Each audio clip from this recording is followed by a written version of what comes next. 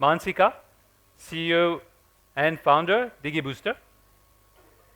Saurabh Varma, film director, film marketeer, Saurabh Varma Pictures.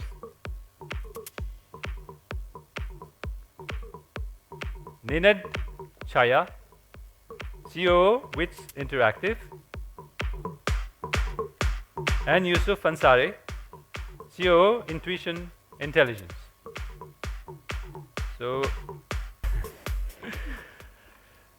perfect. So, welcome for this panel session. Therefore, where we'll be speaking on the personalization strategies and challenges to better engage viewers.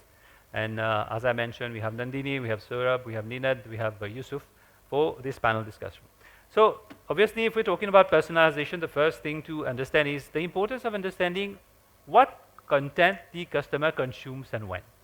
So, Nandini, maybe why and how is it important? So maybe it's a good idea to give my background so Yes, people please. understand, Yes, why yes. I'm Sure, sitting sure. here and stuff. So we run a content market called Digibooster. This is a B2B market for anybody who's wanting to sell their content to a set of buyers. So I'm not talking of the end consumer, I'm talking of the industry buyers. So what I mean is if you have films, short films, documentaries, web series, music videos, and you're looking how to monetize it, Digibooster enables that. So we are a platform that allows you to showcase your content to industry buyers. When I say industry buyers, of course, we have several OTT players who are looking at us as, their pipe to where they can buy content from. We're talking to studios, we're talking to television channels, airlines, shipping. I keep saying that each person who's bringing content up should know that there are 30 plus ways to monetize. It's not just about, Okay. theatrical release or no. So that is the place where we are. And, I will go to the personalization bit, but I think it's better that we all introduce Please, ourselves. let's do the introductions And first, then, and then we get could back to move yeah, to it. sure. Hello, hi, I'm Yusuf Ansari, Chief Operating Officer of Intuition Intelligence. Um, our company's background is primary focus is that how do we create value across the entire OTT ecosystem, right? And to prove that, what we have done is that we have disrupted the ad industry for YouTube. One of our clients is the number one YouTube ad guys today. They're running 15,000 campaigns a day. And then we also worked with the video on demand, a company that licenses between the studios and delivers the content to the service providers, hotels, and all of them. Sure. And we have improved their revenue by almost like 40%. And then we are also right now working with telcos. And for the telcos is that the dump pipe is a whatever $100 billion problem for them. How do you make that dump pipe into a smart pipe? And the other thing is that when we started realizing this, we said like, hey, you know what, you have to look at this whole ecosystem because the whole ecosystem is suffering and only two guys are making money, which is Facebook and YouTube, Yeah. right? And that's what the model that Arif was presenting is that everybody except Facebook and YouTube, nobody's owning the subscribers. And that's the model where we are saying that, Yeah. hey, shared responsibility will We'll make it surely better. get in more Yeah. detail on Sure. these aspects Yeah. in the discussion. Yes. So, Saurabh. Yeah. Hi everyone. My name is Saurabh Varma and I'm a filmmaker. I've been in the business for the last 20 years and I'm a little different than I'm opposite of what Nandini does. I create content and I come from the film background. So I've distributed films, marketed films, been vice president marketing PVR, Inox, chief marketing officer Reliance, left all that to create content. So to introduce me, I can only say that I'm perhaps one of the only few people who've been in the commerce as well as the creative side of content creation. So this digital change is definitely something which is interesting people like us because making films is one of the most difficult things I've ever done in my life. The permutation and combinations change. So you make PPTs, you sell it to investors and you say theatrical se itna aega, music mein itna jayega, but marketing milega and satellite se itna milega. These are the only three rights which, interest the investors.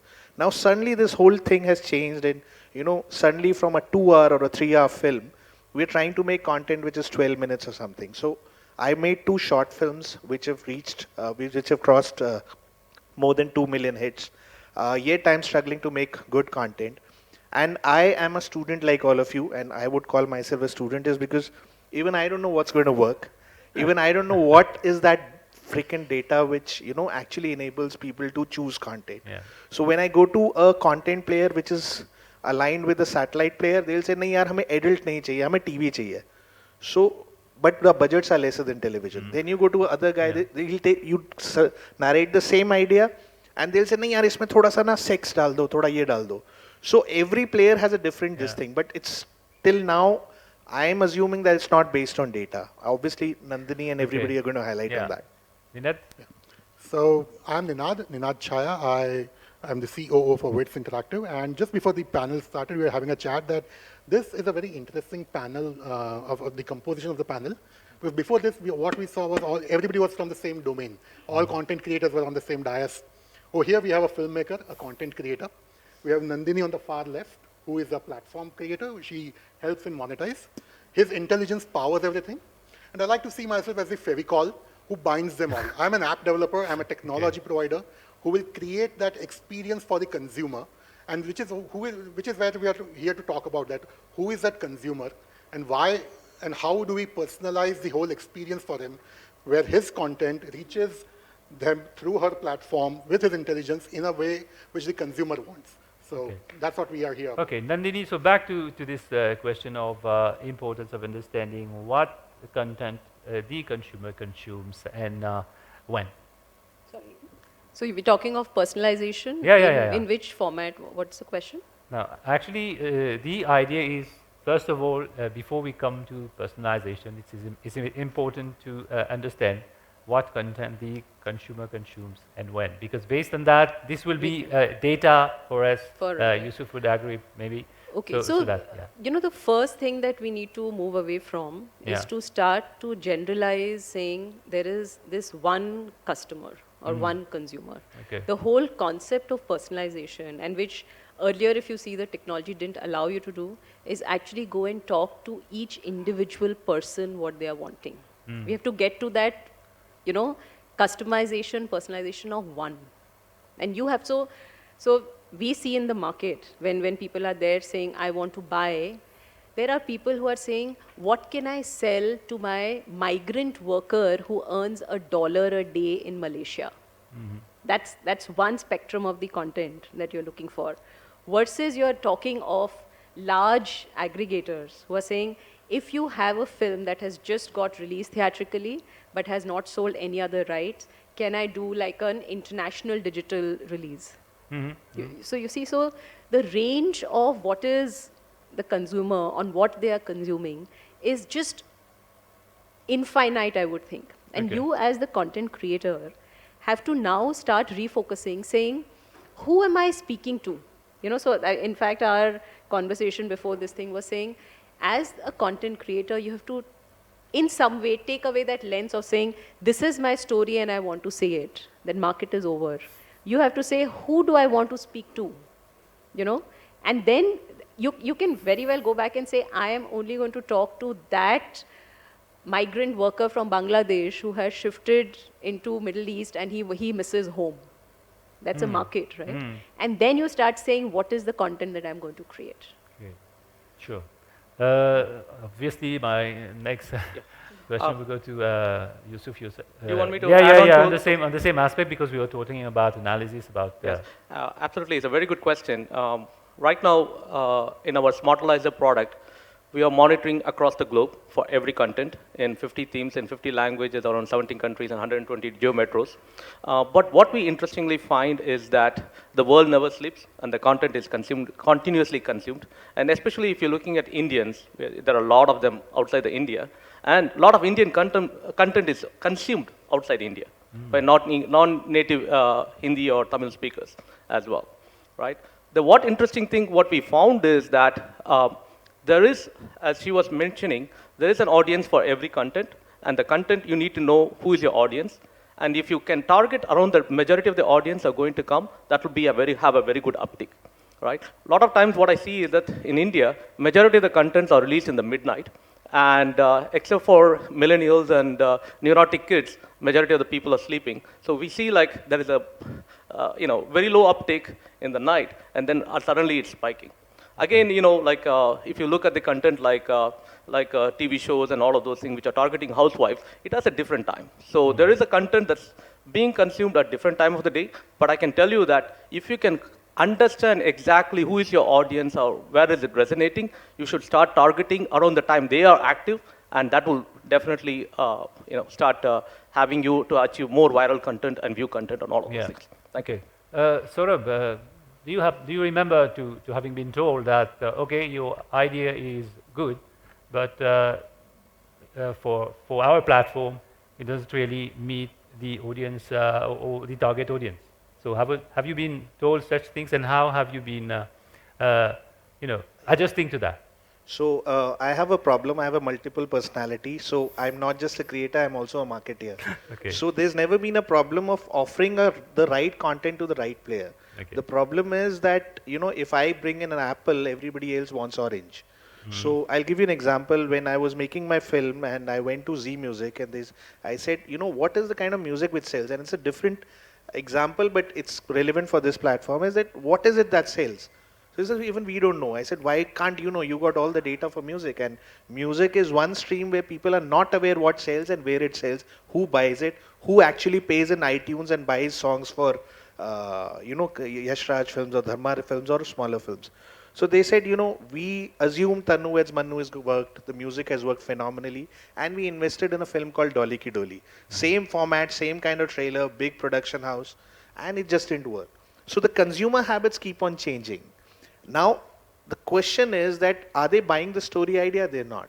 They're buying the PPT I presented to them. I've got funding for 3 films and never have I sold a story concept. So if I, a year back or 2 years back, would have gone with a Bahubali idea, of this king who has a son who looks like him, they would have said, "Yaar, ye Lion King ka ye formula hai na, don't bring it back to me."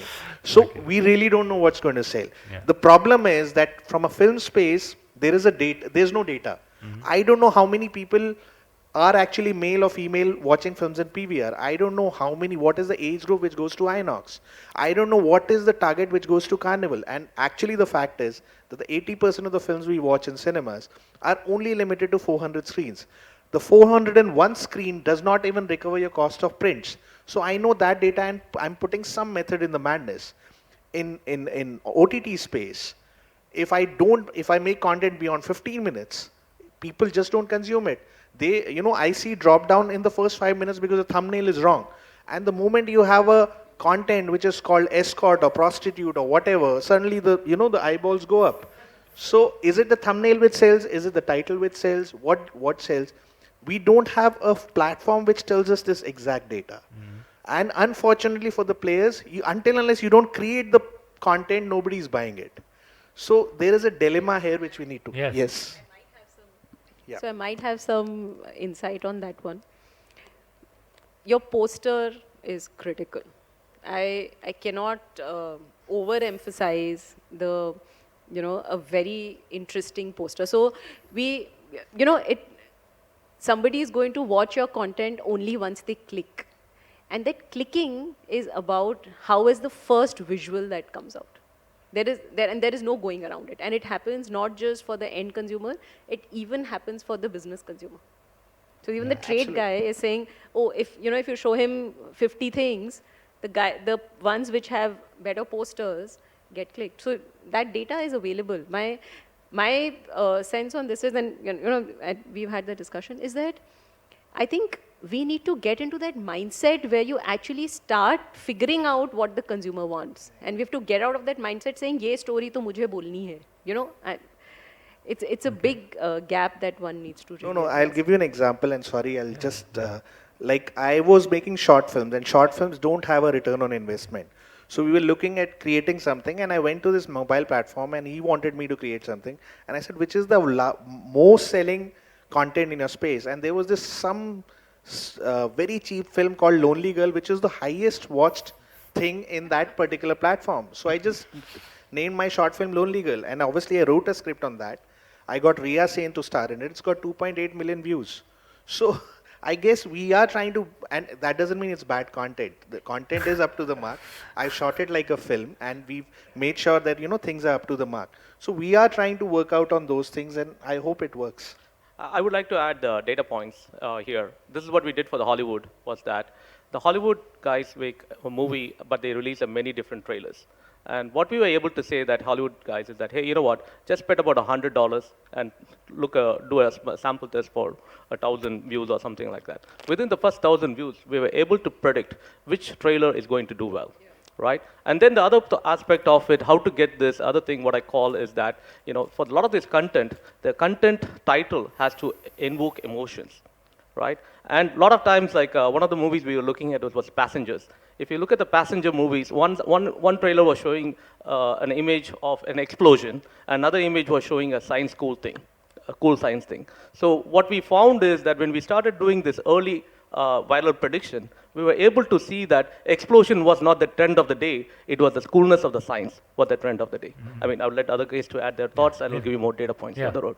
So, interestingly, what we do, and then while we're talking about who is the consumer and stuff, whenever we take on an engagement in terms of working with a partner to build out a digital experience, we ask the 5W rule, right?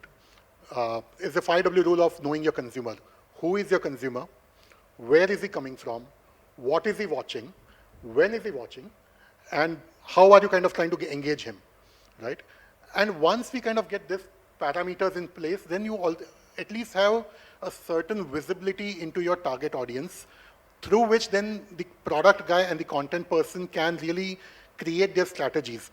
Because at the end, once you start building out a platform, unless you have these data points in place, it's going to be difficult to get a targeted approach to selling what you want to sell, because otherwise you don't know. It's like the 6 blind men trying to figure out the elephant in the room, right? I mean, and somebody thinks the elephant is a rope, or somebody thinks it's a snake. That's how the consumer is today right now. The content guys are the... I just want to add, that's how films are made. You know what, there is one interesting data point I would like to add here is that what we found was that a lot of times, if it's a movie, you're competing for the screen in the theater.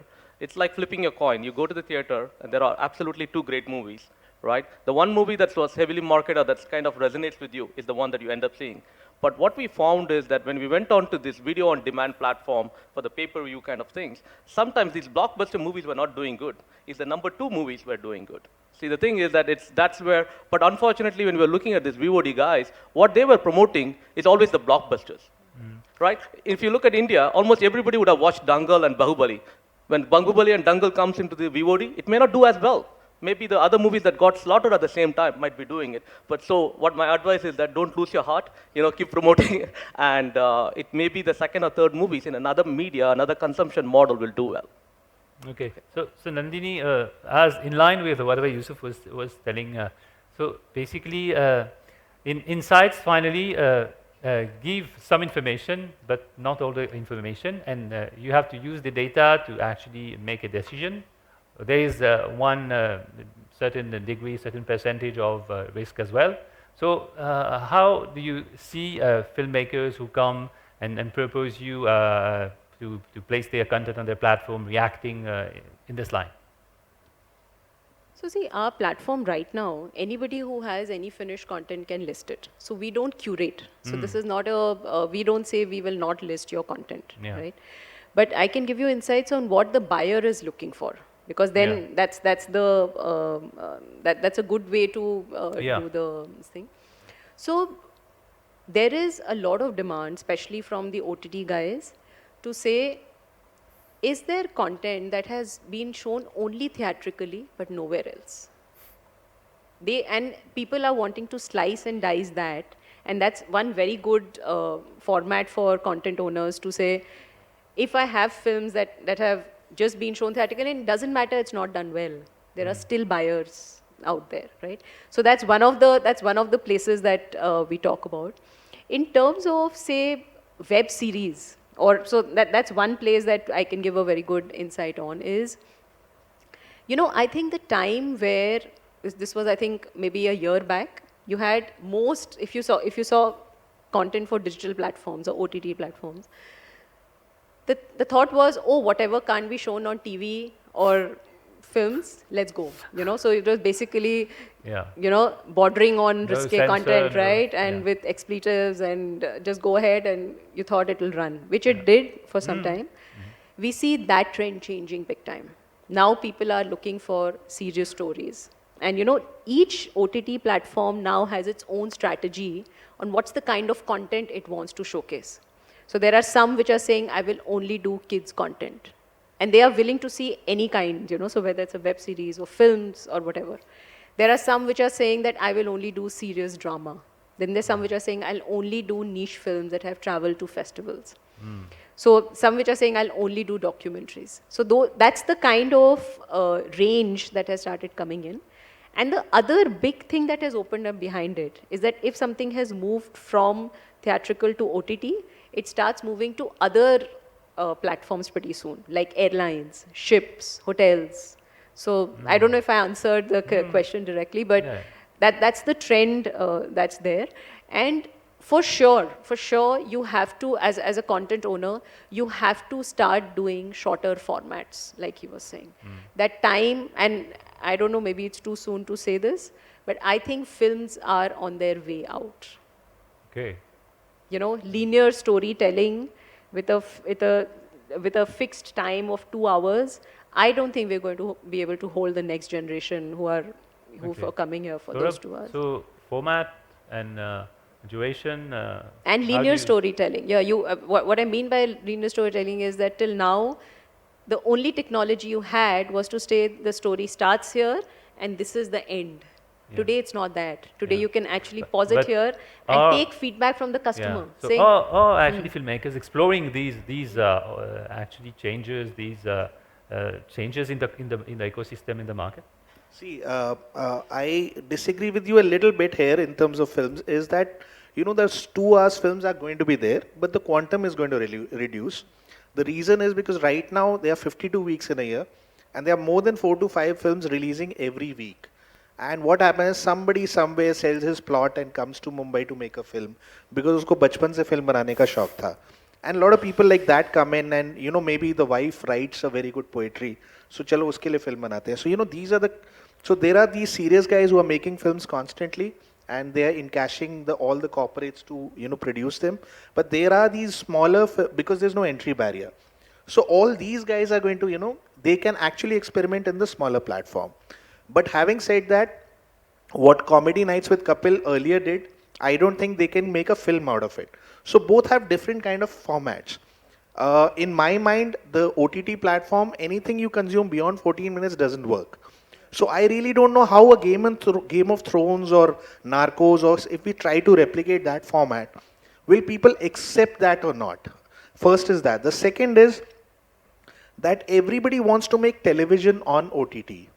So that is something which is confusing me, because अगर मुझे TV देखना है तो मैं TV देखूंगा ना. Why can't we experiment with it?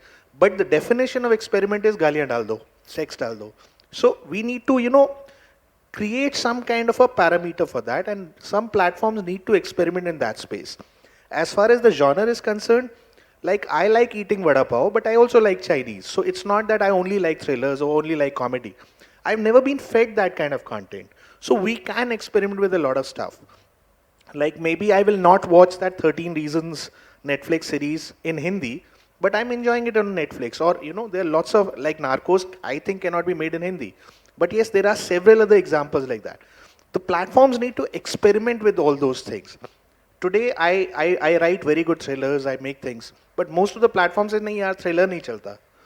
So then you end up making a spoof or something like that. So we just need to, you know, go a little forward, and that I think, because you as a platform will only serve up, like Bahubali is one example. I mean, that's changed the dynamic. So, वो बिकता नहीं बिकेगा.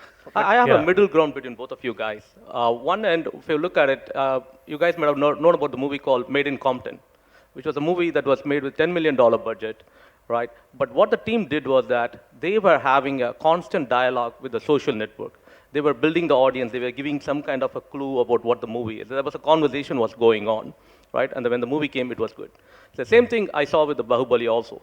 The Bahubali 1 as well as the Bahubali 2, there was a lot of conversation on the media was happening even before the movie was released, and there was a lot of excitement was created. So the thing that what I'm thinking is that, hey, you know what, instead of taking a movie and just suddenly releasing it, you need to have the conversation going. And then most important thing, consumer taste as of today, it's very hard to pin it down. right? It's every minute, every day, every hour is changing. If you guys love to see it, I'll show you by every hour what is changing and what is not changing. So Okay. the thing is that it's very data driven, and luckily we have done it. I'll be very happy to share for those of you who are Okay. interested. So, Thank you. so Nina, as we were saying about experimentation, and do you think experimentation can eventually hit? Sorry. Experimentation of contents as Saurabh is actually mentioning and So I think, for platforms. yeah, so I think experimentation works, but you really need to understand the pulse of your consumer to be able to experiment. You can't just You still shoot need the data, you you still just need the need, you need the insight. data. You can't Yeah. shoot a arrow in the dark and expect to hit a bullseye, Yeah. right? It's a long-term investment to really get a consumer on board, understand his or her likes or dislikes, and then start giving content which you think works for that consumer. And in today's content flow, where a lot of like a whole generation of people have been brought up on free stuff, right? They don't value. So if you say, okay, even if it's free, if I don't like it, I'll still give it a negative rating. So from that perspective, you really need to be careful of what you are selling to the consumer. Right? It's like, to kind of draw an analogy, and don't mean to sound very sexist here, it's like trying to seduce a girl. Right? You need to understand her likes, her dislikes. You need to entice her. Yeah. And then you Is need to that, commit it. is that enough data? Well, you need to then commit to the relationship, right? You need to. It has to be a long-term commitment. Yeah. So from. Sorry. Yeah. But the consumer habit of this girl is, it's not constant. Yes, please. So, I think there is this oncoming onslaught of AR and VR, yeah? Augmented reality and virtual reality, which I think we as content creators are actually, almost taking an ostrich approach and saying, "Wo nahi, it's not happening." I think it's going to completely change what the consumer is willing to consume. So if you actually, in terms of data, if you actually see the data and saying, who produces films or who makes the films today across the world, average age of somebody who's making a film is above 35. Everybody from the cast and the crew, and these are people, if you see, have actually been making films for the last 20 years. So they're trying to adapt, but it's a whole new, very scary world. And who are you trying to get as audiences or the consumer? It's almost the majority is below 35. Okay. Right? And this is an audience that doesn't want to segregate between films and games and apps and mobile, right? So so what has happened? Everything else of the technology today allows you to merge everything. The content doesn't, because of the same thing I'm saying, the linearity of what you're trying to create. And imagine the minute you start having the AR, VR filters on it, I don't think there is a difference between a game and a film anymore. Okay. So Yeah. So let's have some questions from the audience. Just Yeah. before that, Yeah, please. So I have an alter ego which also makes games when I'm not making apps. So I totally relate to what you think. So the lines are blurred. It's all about delivering the experience, right? I mean, you put on a Gear VR headset and see a film. You are in the middle of the film. You are no longer the viewer. You are a participant in the drama which unfolds. And I think that's where storytellers of today need to adapt and evolve to create that engagement factor through a non-linear storytelling approach, what Nandini is talking about. Okay. Just adding to this, see, again, coming from one of the most difficult business, which is filmmaking, if you make a good film, it'll always work. So the challenge is to make a good film. So whatever you make, whether it's a 12-minute content or a game or whatever, the storytelling needs to be very, very good. Everything else is just an, icing or garnish on it. So I guess that's what works. Okay, questions from the audience? And anyone has any question? No question. Okay. You should yes. not have a session like this after lunch. Yes, no, there's someone. I'm just interested to know, you must be aware that Saurabh versus Saurabh is being released only on Hotstar, and that was the TV show. How do you think it's going to work? See, if the content is good, it's going to work because there is a following for it, and I myself have loved the original content. When it initially released, a lot of people didn't like it or whatever, they didn't consume it. But over the time, there is a huge fan following, the memes, and like he said, people are talking about the content. Now it has to match that, because what has happened is in the subconscious, Sarabhai has become bigger than what it was. So, you know, the jokes have become cult. Now they have to match that cult, and I think it's going to work big time. Do you think the medium change is going to make an impact? See, it depends on who consumed it then, because the consumer right now is the same. In Hotstar, the consumer is the same, and a lot of people have switched on to Hotstar or whatever medium it is. So, in my mind, that 15 to 35 or whatever, I mean, it's more women skewed. Though I myself am a fan of it. So, you know, I think the consumer will find its way to watch it in Hotstar. It can also complement Hotstar. So, the only thing is it has to be up to the mark. I would like to add a point to this. I would like to add a point to here. So I think that what we on Intuition Intelligence are doing, that we are studying every channels and everything. So we have a lot of data. So even if before a content is released, we have an idea about how it's going to do, right? And then what we are able to do is that as soon as that content is released, very quickly we can narrow down the range of what is the volume it's going to hit, how much view and all of those things. And we can monitor the trend of how the virality is doing. So we can also tell you like, hey, you know what, this is the time you may want to get out of the market and promote high, or you want to let it go. All of those things, all of those strategies. As Arif was mentioning earlier in the day, is that a lot of times the content owners really do not know how much money they are leaving on the table. Maybe it's only resonating in Mumbai and Ahmedabad. They're completely missing out Chennai and other places, Delhi or other things. So these are the things that we have to do it, and that's where we are helping companies to look at the holistic view. So we can tell you like, hey, this is what it's going to do, and if you promote at other places, you can do it better. And also we can tell you like when things hit saturation, we say like you're beating up the dead horse, better bet on the next horse. Thank you. Question, yeah. Hi, my name is Dheeraj. She gave a very good example of content which was popular and loved by people on television. So the two questions. One is that you spoke about the duration of the content. If it's beyond 15 minutes, people it's kind of fatigue on watching it, or maybe there are a lot of reasons for that. So do you feel when people are recreating or getting the that nostalgic value of content which has been seen and appreciated and loved in the past on traditional media, will duration play a role in that? Because Sarabhai versus Sarabhai can come in the original kind of duration. I don't know what duration is there right now, but if it's a 30 minutes or 20 Nandini? minutes or... So I think this fits in very well in the personalization topic. We are seeing platforms coming up which are talking very specifically or saying what is dated or, nostalgic content. So then they know who they're targeting. So we have people who are saying, oh, do you only have black and white films? Because we want to create that library and talk to a certain audience. So that audience will not be a below 35, right? It could be a tier 2, tier 3 market where you are talking of stuff. That's where it will work. But yeah. But in a smaller markets, even data is a problem. If you go to small markets and we're saying tier 2, tier 1, tier 2, or where if the content duration is more than 15 minutes, 20 minutes, the consumption of data also increases. So do you feel that when we are taking the old content, should we calibrate it to the duration or to the If taste? you can, that's always better. See, it's not just about old content, but just as a platform, if you have the ability to break the same thing up into 4 parts, it's always better because that gives the audience the option to say, okay, I've seen this now, I'm done, I will come back later and do it. If it can be done, it should be. I'll just like to add on to this, and because I'm a creator and I'm the most problematic guy, because ye nahi ho sakta, wo nahi ho sakta is something what we generally say.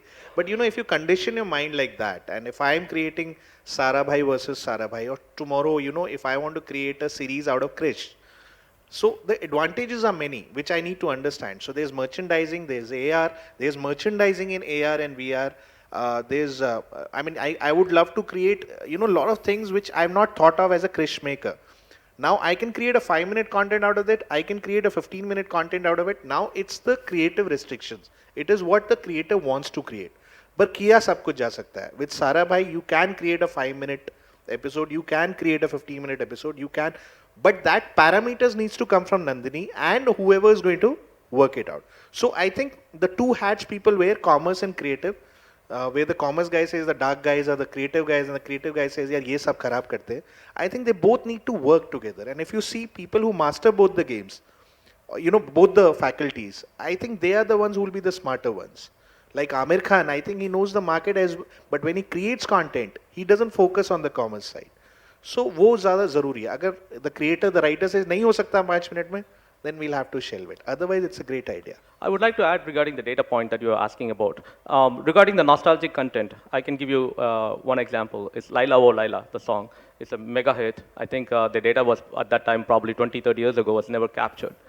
But what would have happened is that in our case, using our engine, we can able to predict based on this, the cast and the storyline and all of those things. We can have an approximation of the number that is going to hit. But immediately, as soon as the content is released, we are able to predict it with a much higher accuracy. It was one of the most viral content in the songs, and it was did 100 million views or something like that. So the thing is that, yes, and then the other thing is that we always, every time when you think about data, people always think about the data that I exactly captured to solve the problem. And, majority of the time we capture data that is easier to capture, not with a purpose. So that's where our approach is that, hey, you know what? We take the data and we also look at a lot of external data from Twitter, Facebook, and other sources, and then we triangulate based on it, and we're able to predict it. So the thing is that don't feel that you don't have a data, and also the early signals is very important. And one of the important things we saw in the content was that this is an ephemeral opportunity, very, very short lifetime. If the Laila Oh Laila today, if nobody wants to watch, you know what I mean, Dangle, not any more legs in India.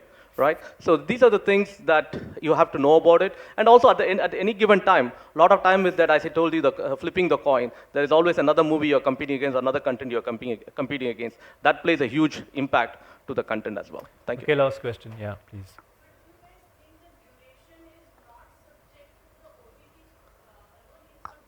Device where I'm consuming.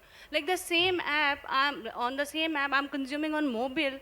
I can watch it for 10 or 20 minutes, but on the same platform, if I'm watching it on either on connected TV or on desktop, I can spend 40 minutes, or I can watch a movie. So is it important for us to define that content should be 15 minutes or 20 minutes because digital? Because I think it completely depends on the device, because attention span on mobile is very less. Yeah.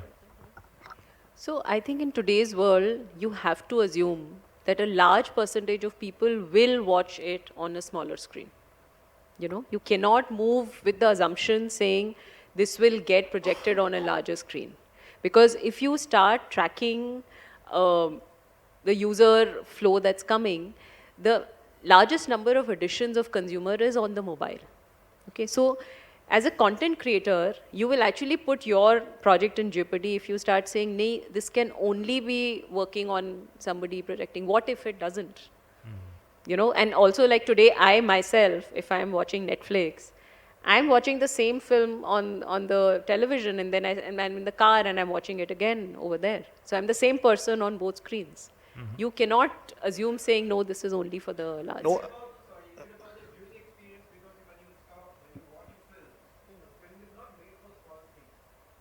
Oh, but I like to add to this from your perspective. See, I'm not saying कि 3 घंटे की picture मत बनाओ, 2 घंटे की मत बनाओ, 15 minute की बनाओ. That's my point of view.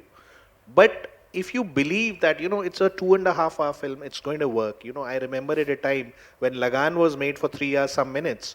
He went and showed it to the world, and he said, बताओ, तो कहते यार बहुत लंबी है. But he, with his conviction, released the film. Bhag Milkha Bhag. So I'm saying you need to take a call creatively, and your investor needs to back you. Then you have to know the end game that ये नुकसान हो सकता है.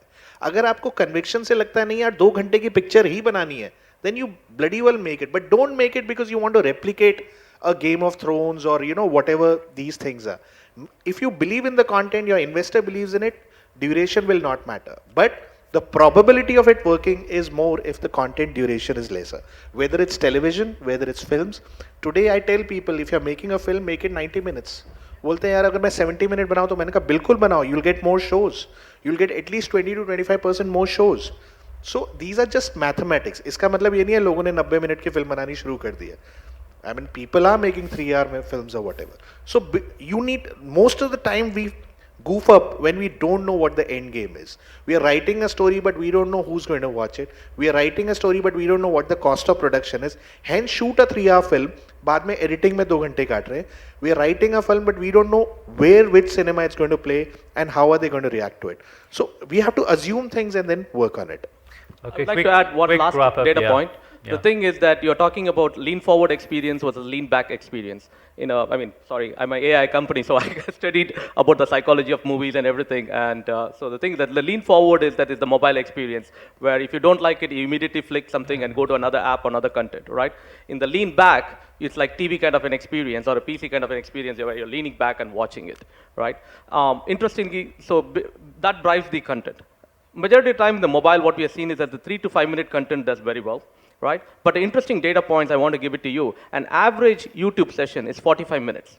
So a customer is coming up and is watching 15 videos of 3 minutes, right? And at the same time, if you go to places like Saudi Arabia, one of my friends is here, right? There, the average session is 3 hours on a mobile phone. So the thing is that what I kind of tend to say is that shorter contents are great, but the thing is that if you have a really nice, long, engaging content, it's great. But at the same time, today, now we can pause and go back and connect in another device and happen it.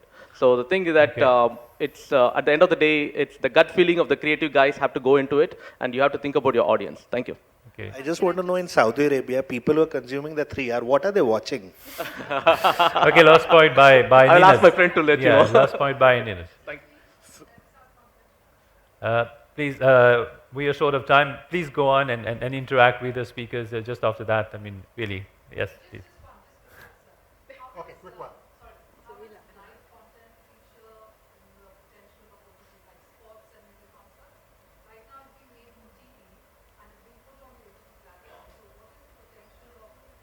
Live. If you want, I will take a shot at it. Live content for sports is the money saver in the US for all the TV guys, because the cord cutting is very aggressive. Sports is the one that they are. When it comes to music, people love to go to the venue and watch it live. So the thing is that in the music as a live thing, I do not know. Maybe the data points we can analyze and let you know. Thank you. Okay, yeah, we really have to wrap up. It's a passionate subject, and really there's a lot of things still to discuss, and the speakers are here, and they will be happy to So just a interact. closing line. Okay. Right? Known for my one-liners Yeah. apparently over here. Yeah. So everybody believes content is king, right? I mean, yes, technology enabler, I mean, his intelligence will power everything. But we all need to remember that if content is king, consumer is the King Kong. And you can't ignore the 900-pound gorilla in the room. Okay. And you need to really strategize and personalize your content delivery to make sure that you deliver the experience for which he is investing, be it money or be it his or her time. So that's what it's all about. Okay, great. So Nandini, Saurabh, Ninad, Yusuf, thanks a lot for this exciting discussion on personalization. Really, happy that you actually were able to make it and join us for this session.